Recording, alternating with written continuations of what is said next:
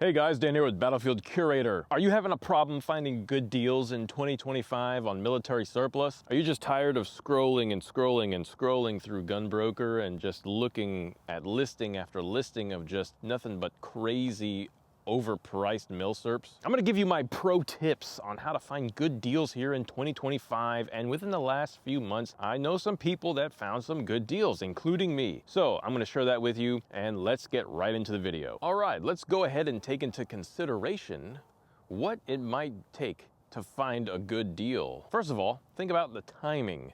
We are in February right now, and I like to think that anywhere between January to April is a good time to go searching for good deals, mainly because this is right after all the Christmas holiday buying season, and not a lot of people are really looking to spend a lot of money trying to catch up on their bank accounts.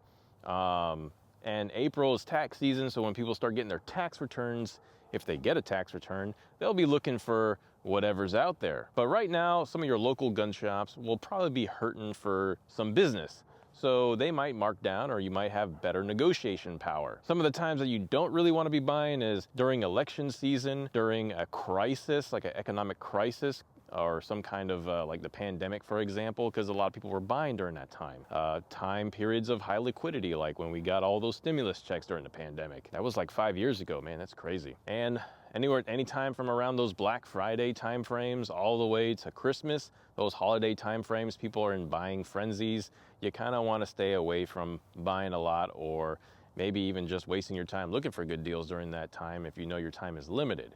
But you know, I like to say always be searching for good deals. The reality is I found some of my best deals January to April timeframe. And it wasn't too long ago that a friend of mine picked up a really nice M1911A1 from a pawn shop. Now, like I said, you could search your local gun shops. That would be a place to go look for good deals, mainly because some of your smaller local gun shops, they're probably gonna be fairly priced. You know, this also depends on location, but generally speaking, I've seen some really small gun shops have some really fair priced things.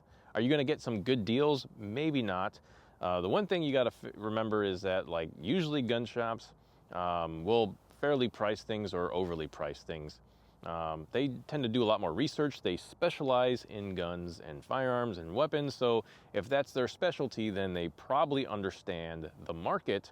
They probably have resourceful tools that they can use at their disposal. But if you go to some of these local gun shops, you might run into private individuals that might also be looking for good deals, or you might run into some folks that might be willing to trade, or they might be willing to get rid of some of their collection. And that's where I think the great thing is about some of these local gun shops. It's kind of like a watering hole. You're gonna get a whole mixed bag of people in there, and you're probably gonna get somebody that might be looking to get rid of some stuff. And that's where I found some of my best deals, is just going to those small gun shops and talking to folks and getting deals from private individuals. Like this Moz 36, I got this from a guy I met at a gun show. Another thing about local gun shops is sometimes I might not even be able to sell items at a very rapid pace, so they know if they price them lower, then they might be moving more, so they can get some of that money in and just make a quick profit. Also, if you make good relations with the gun shop owner, he might give you a call when something great comes in that he knows that he can make a little bit of profit and you can get a pretty good deal. So it definitely pays to network with people. And that's what I think local gun shops are great for, is just networking and making relations so you can get those good deals. All right, and the next one here is be sure to check your local pawn shops. You know, always be searching.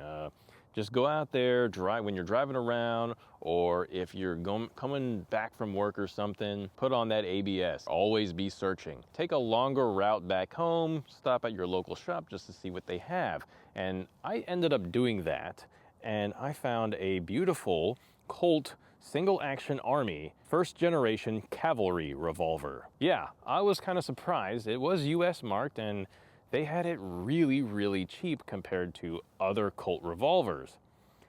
This was at a pawn shop, and I'd say pawn shops are a great place to go check, because a lot of times they might get something on pawn, and the previous owner might have just let it go and didn't finish paying off what they owe on it. So the gun shop or the pawn shop wants to pretty much just liquidate it and get that money out of it so they can go and use that for something else. Now, you could be thinking that there's probably something wrong with the revolver.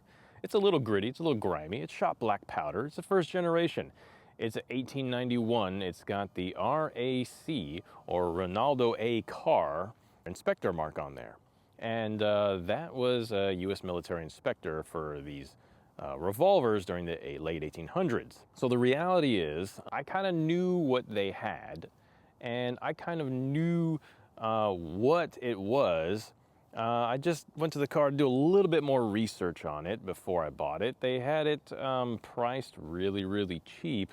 And when I was going online, I found that some places have them priced at around $15,000. And that was pretty much the highest I saw. Some of the lower sides of it, I'd say, you know, $5,000, $6,000. Now, they had it for probably like a fraction of that. And so you have to take into consideration that sometimes these shops might not know what they have, or maybe they just priced them low so they can move it. Maybe they just thought that it was, you know, just an everyday revolver.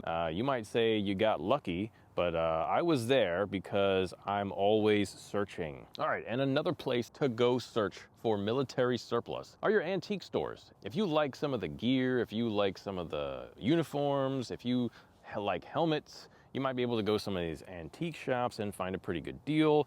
I found some good deals on some bayonets at an antique store about a few months back, and I thought that, you know, these were some things that you just don't see every day, like this Ross bayonet here, which I believe I got sometime earlier last year. Another thing I found a few years ago was I was just in Goodwill with a friend looking for old stuff, and you know, on the ladies' belt rack just happened to be sitting a World War II 1944 dated pistol belt, and they had a couple bucks on there. Well, if you go online, they go for about 25 bucks. So I ended up getting a pretty good deal on that. So that's why you always got to be searching. All right, well, let's just say that, you know, you have a hard time looking for good deals, and you kind of can't compete in your local area. Has got really outrageously priced gun shops, and so you would really have to travel out of town.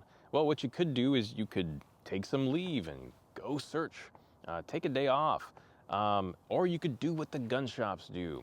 The gun shops like to go, some of your more sophisticated gun shops, I should say, like to go to estate sales. And so you can always, you know, take a day off work and go to a estate sale, because usually estate sales happen on Fridays. They start on Fridays and they go throughout the weekend usually.